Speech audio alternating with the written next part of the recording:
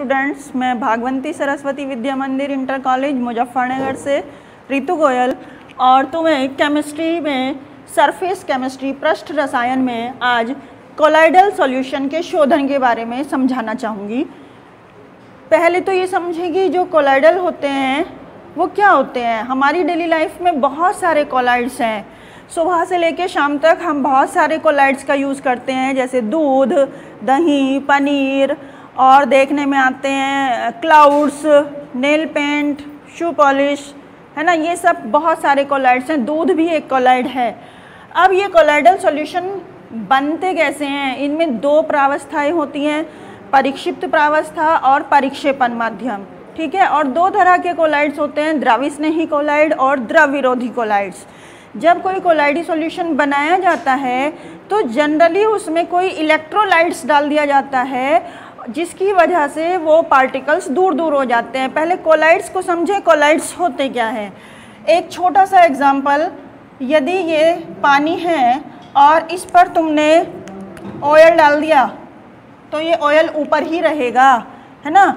और यदि तुम इस पानी में क्या डाल दो, थोड़ी सी साबुन डाल दो, फिर क्या होगा, ये इस पानी में परिक्षिप्त हो जाएंगी, ये ड्रॉप्स दूर दूर हो जाएंगी, अब ये पास नहीं आएंगी। तो ये जो सॉल्यूशन बना ये कोलाइडल सॉल्यूशन है और ये कोलाइडल सॉल्यूशन नहीं है। समझेंगे इस बात को। कोलाइडल सॉल्यूशन क्या है? जब परिक्षिप्त प्रावस्था के कण बिल्कुल पास पास नहीं आते वो कोलाइडल सॉल्यूशन होता है, ठीक है। अब इसमें जो साबुन डाला है, ऐसा तो है नहीं कि वो तुमने बिल्कुल नाप कर डाला है जितनी ज़रूरत है, हो सकता है वो ज़्यादा डल गया हो। तो हम इन चीज़ों को कैसे निकालें? जनरली हम कोई इलेक्ट्रोलाइट डालते हैं, ठीक है। अब इस इलेक्ट्रोलाइट को बाहर कैसे करते हैं, इसके लिए देखो,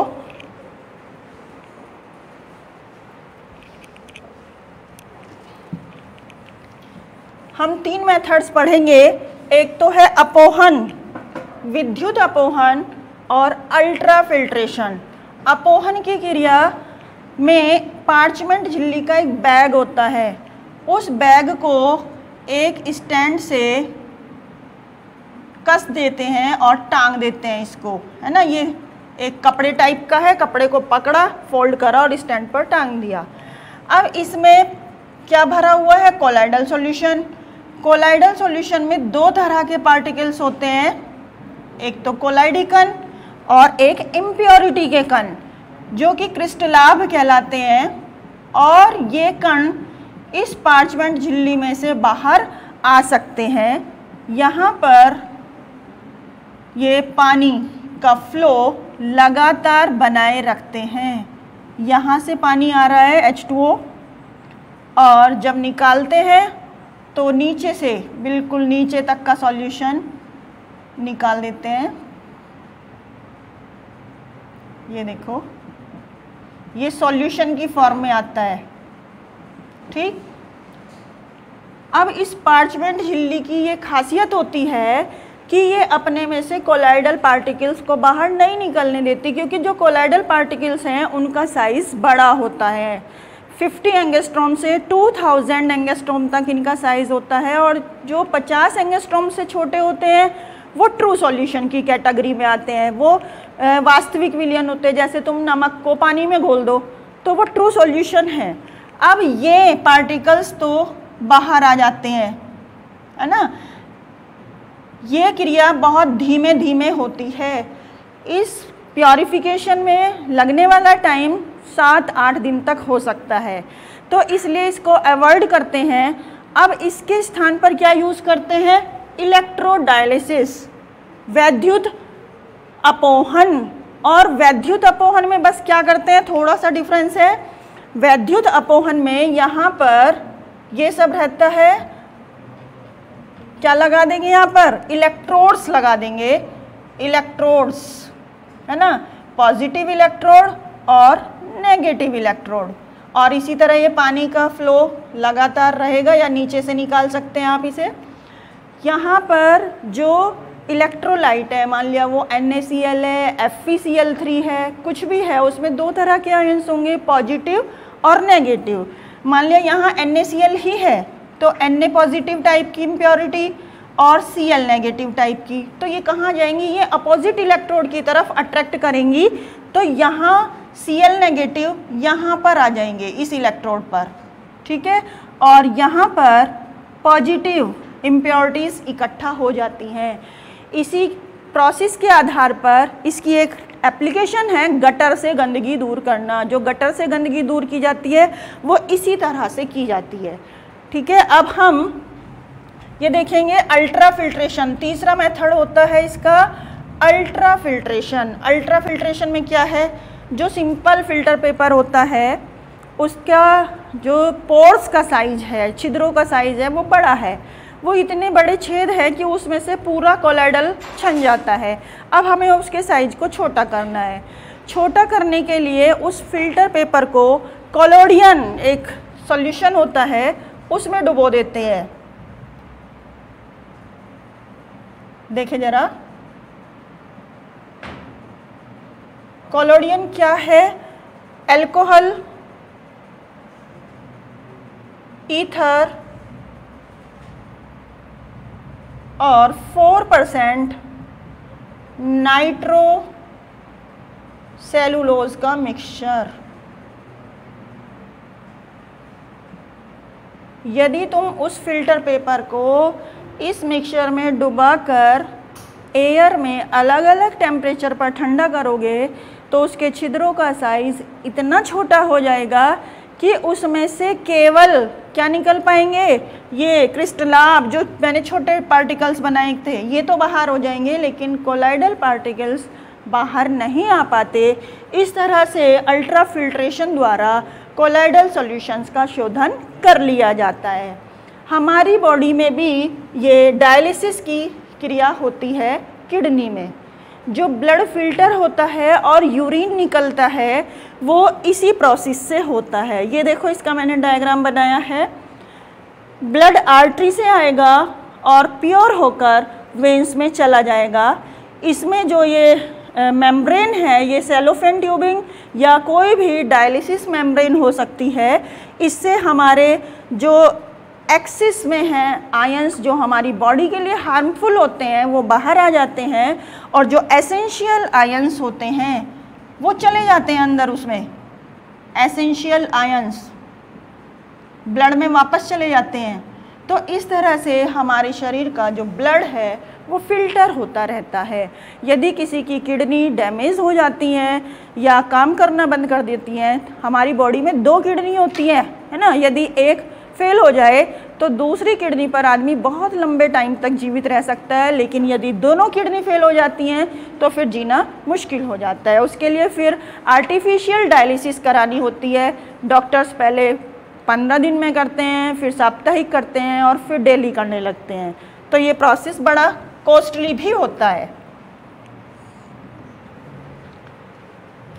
अब हम कोलाइडल पार्टिकल्स पर जो चार्ज है वो कैसे आता है इसके बारे में पढ़ेंगे। इसके बारे में पेप्टाइजेशन पढ़ें जरा। पेप्टाइजेशन क्या है, देखो, ये कोई ताजे बने हुए प्रेसिपिटेट्स हैं फेरिक हाइड्रोक्साइड के, मान लिया FeOH का थ्राइस। अब अपने माइंड में वो वाला डायग्राम रखो जो मैंने अभी बनाया था, पानी के ऊपर तेल गिराया था, वो ऊपर ही है बिल्कुल। ये कंडीशन भी ऐसी ही है, यानी कि ये अवक्षेप हैं। अभी कोलाइडल सॉल्यूशन नहीं बना। कोलाइडल सॉल्यूशन बनते ही क्या होगा, ये पार्टिकल्स दूर दूर हो जाएंगे, पास नहीं आएंगे। अब इसमें हमने कोई इलेक्ट्रोलाइट डाला FeCl3 ferric chloride.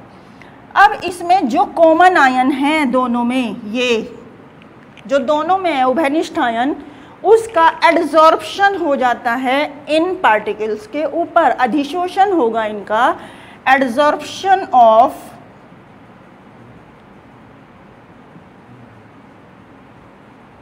Fe triple positive ions. जब एडजॉर्प्शन होगा तो क्या कंडीशन होगी, देखें जरा। ये फेरिक हाइड्रोक्साइड का एक पार्टिकल, दूसरा और ये तीसरा। समझने की कोशिश करें बच्चों इसको ज़रा, बहुत इम्पॉर्टेंट है। ये इस पर जो मैं छोटे पार्टिकल्स बना रही हूँ, ये कितने भी एडजॉर्ब हो सकते हैं, 2, 3, 4, है ना। ये पार्टिकल्स हैं common ion, Fe triple positive ions.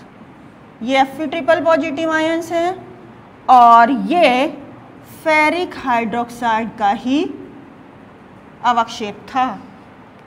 अब देखो इसमें जब कॉमन आयन अधिशोषित हो गया तो इसके चारों तरफ, इसके सबके चारों तरफ Fe ट्रिपल पॉजिटिव आयंस अधिशोषित हो गए, तो इन पर सेम चार्ज आ गया। सेम चार्ज आ जाने की वजह से ये एक दूसरे को रिपेल करेंगे, और रिपेल करेंगे तो ये पास पास नहीं आएंगे और सॉल्यूशन, कोलाइडल सॉल्यूशन तैयार हो जाएगा। इसके लिए देखो यहाँ पर ये फेरिक हाइड्रोक्साइड FeOH का थ्राइस। अब इस पर जो एडजॉर्ब आयन हुए वो फिक्स हो जाते हैं। ये Fe ट्रिपल पॉजिटिव, ये और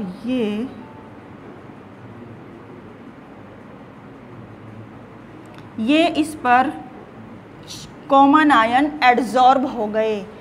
जो कॉमन आयन एडजॉर्ब हुआ वही कोलाइडल पार्टिकल्स को चार्ज प्रदान करता है। यानी इसको हम कैसे लिखेंगे, ferric hydroxide Fe triple positive, ये एडजॉर्ब हुए और इसकी जो डिफ्यूज्ड लेयर है इसके चार्ज को बैलेंस करने के लिए 3 क्लोराइड आयंस इसको बैलेंस रखेंगे। यहाँ पर जो सेकेंडरी लेयर बनेगी, इस लेयर को कहते हैं प्राइमरी लेयर और फिक्स्ड लेयर। सेकेंडरी लेयर है ये, है ना, और यहाँ पर ये 3Cl नेगेटिव, 3 क्लोराइड आयंस। जितने तुम एडजॉर्ब करोगे डायग्राम में उतने ही इसको बैलेंस करके दिखाने हैं। ये 3Cl नेगेटिव, ये लेयर फिक्स हो जाती है, लेकिन ये सॉल्यूशन में डिफ्यूज्ड रहती है, विसरित रहती है। प्राइमरी लेयर और सेकेंडरी लेयर के बीच एक पोटेंशियल क्रिएट हो जाता है जिसे जीटा पोटेंशियल कहते हैं। इन दोनों के बीच, इन दोनों लेयर्स के बीच एक पोटेंशियल उत्पन्न हुआ जिसे क्या कहा, जीटा पोटेंशियल। अब हमने जो इलेक्ट्रोलाइट मिलाया था उसके आधार पर इसमें चार्ज उत्पन्न हुआ। अब एक एग्जाम्पल हम और देखते हैं इसका।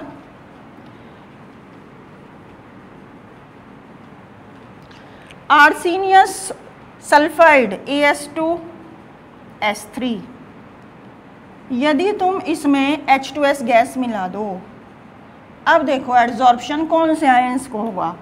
इसमें कॉमन आयन है सल्फाइड आयंस, ठीक। तो सल्फाइड आयंस का अधिशोषण होगा और इसकी जो ये बनेगी रिएक्शन As2S3 और ये सल्फाइड आयन और ये 2H पॉजिटिव, ठीक है। तो इस पर जो ये प्राइमरी लेयर है उसी तरह और ये सेकेंडरी लेयर है। इस तरह से जो ये कोलाइडल पार्टिकल्स पर चार्ज आया है, ये नेगेटिव कोलाइडल पार्टिकल्स हमें प्राप्त हुए। नेगेटिव कोलाइडल पार्टिकल्स जनरली कौन से होते हैं, जो मेटल के सॉल्ट्स होते हैं, जैसे कॉपर, Ag, है ना, गोल्ड, Au, इनके सोल होते हैं। स्टार्च, प्रोटीन, जिलेटिन, इन सब के नेगेटिव सोल होते हैं। और जो पॉजिटिव सोल होते हैं वो जनरली मेटल हाइड्रोक्साइड, जैसे ferric hydroxide, aluminium hydroxide, chromium hydroxide, calcium hydroxides, इन सब के सोल पॉजिटिव सोल होते हैं।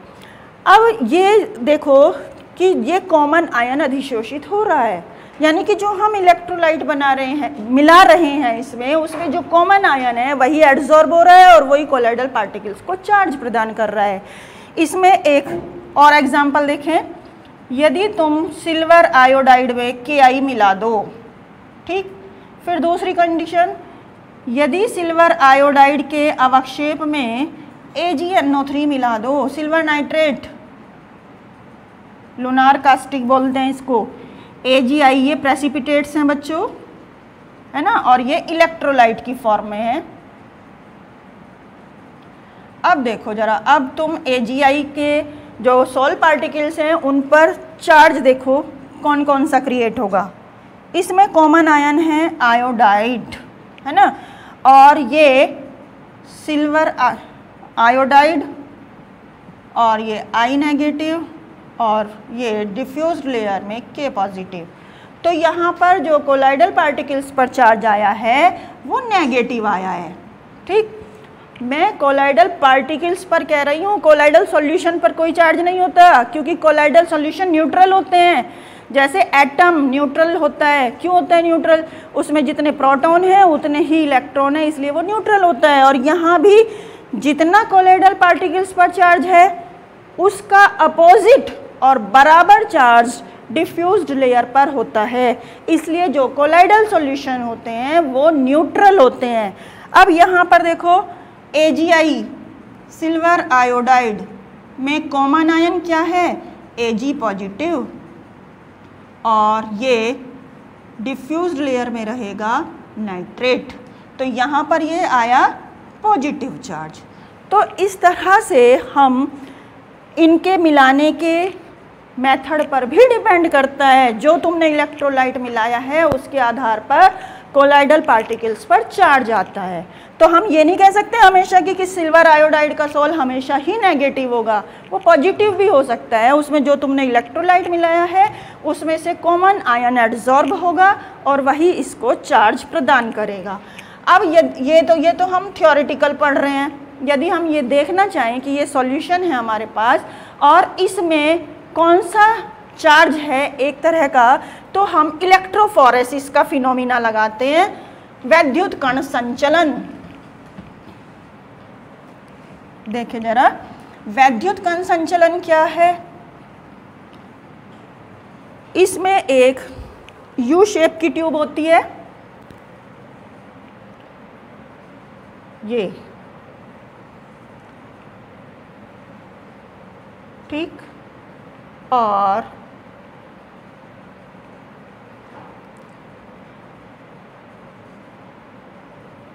ये इलेक्ट्रोड्स हैं,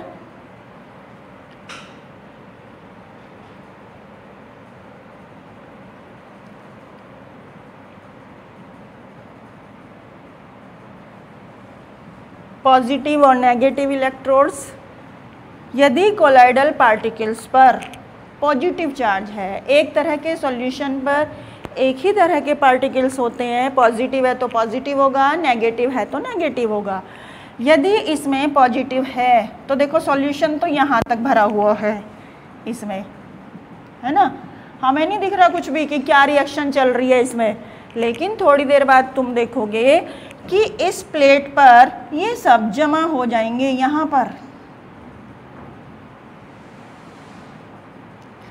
इसका हम डेली लाइफ में इस तरह का एग्जाम्पल देख सकते हैं, जो पानी गर्म करने की रोड होती है उसके एलिमेंट पर बहुत दिनों तक अगर यूज़ करते रहें तो वाइट वाइट एक लेयर जम जाती है। वो क्या है? वो पानी के पार्टिकल्स होते हैं जो टूट टूट कर उस पर जमा हो जाते हैं। तो इस तरह से जब ये प्लेट पर जमा हो जाएंगे तो हमें क्या पता चला कि ये कैटाफोरेसिस है, पॉजिटिव पार्टिकल्स भाग रहे हैं नेगेटिव इलेक्ट्रोड्स की तरफ, इस तरह से, है ना, और ये यहाँ पर जमा हो जाते हैं। इसे प्रोसेस को कहेंगे कैटाफोरेसिस, यानी कि जो इलेक्ट्रोफोरेसिस है, ये इलेक्ट्रोफोरेसिस,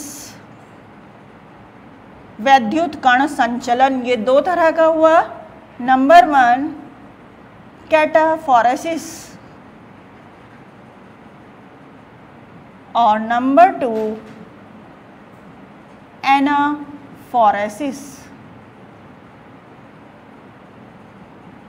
इसके अपोजिट यदि कोलाइडल पार्टिकल्स पर नेगेटिव चार्ज है तो क्या होगा?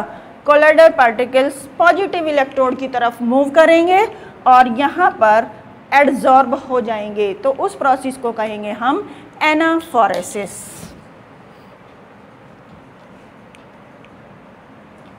अब हम गोल्ड नंबर पढ़ेंगे इसी टॉपिक में। गोल्ड नंबर क्या होता है? देखो जरा बच्चों, स्वर्ण संख्या बहुत इंपॉर्टेंट है ये। गोल्ड नंबर,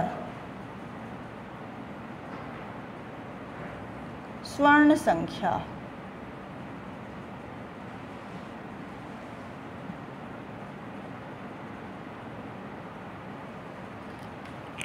जो शुरू चैप्टर में तुमने पढ़ा होगा कि जो कोलाइडल पार्टिकल्स होते हैं वो दो तरह के होते हैं, एक तो होते हैं द्रव स्नेही और दूसरे होते हैं द्रव विरोधी। द्रव स्नेही, द्रव से स्नेह करने वाले, यानी कि उनके चारों तरफ एक विलायक की लेयर होती है, प्रोटेक्टिव लेयर कहते हैं इसे, रक्षा करती है इसका स्कंदन होने से, ये द्रव स्नेही पार्टिकल्स होते हैं। और द्रव विरोधी है, उसे तो द्रव से कोई अट्रैक्शन है नहीं, तो द्रव विरोधी होंगे ये, ठीक है। ये लायोफिलिक होते हैं, लायोफिलिक, और ये लायोफोबिक।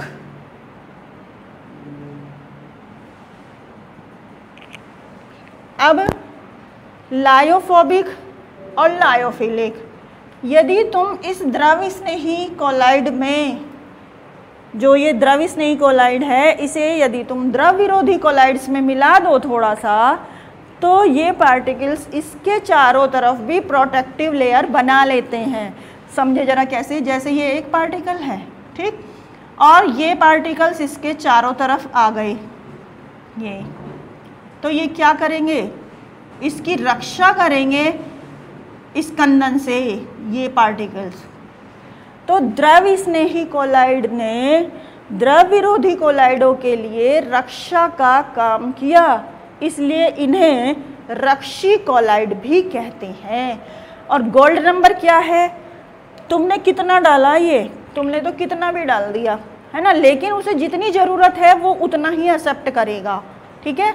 इस बात को ऐसे समझ ले, मान लिया 1 लीटर दूध है हमारे पास और पनीर बनाने के लिए हमें उसे फाड़ना है, हमने 1 नींबू निचोड़ दिया, उसमें 1 नींबू निचोड़ा तो दूध पूरा फट गया, उसके प्रेसिपिटेट्स बन गए, अलग अलग हो गया, पानी अलग हो गया, अवक्षेप अलग हो गए। अब चाहे तुम उसमें दूसरा नींबू निचोड़ लो, तीसरा निचोड़ लो, कोई फ़र्क नहीं पड़ेगा, जितना काम 1 नींबू को करना था वो कर चुका पूरा अपना काम। तो इसीलिए ये कहा गया है डेफिनेशन में कि जितनी इनकी ज़रूरत है, कितनी ज़रूरत है, इसे कहेंगे द्रव स्नेही कोलाइड के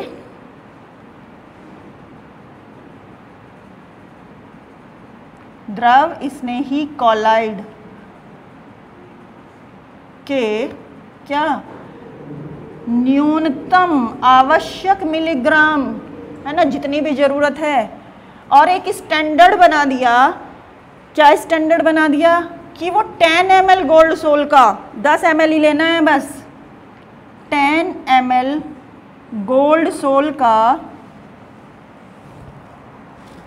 स्कंदन 10% NaCl के 1 ml द्वारा होने से रोक सके, उस द्रव स्नेही कोलाइड की स्वर्ण संख्या कहलाता है।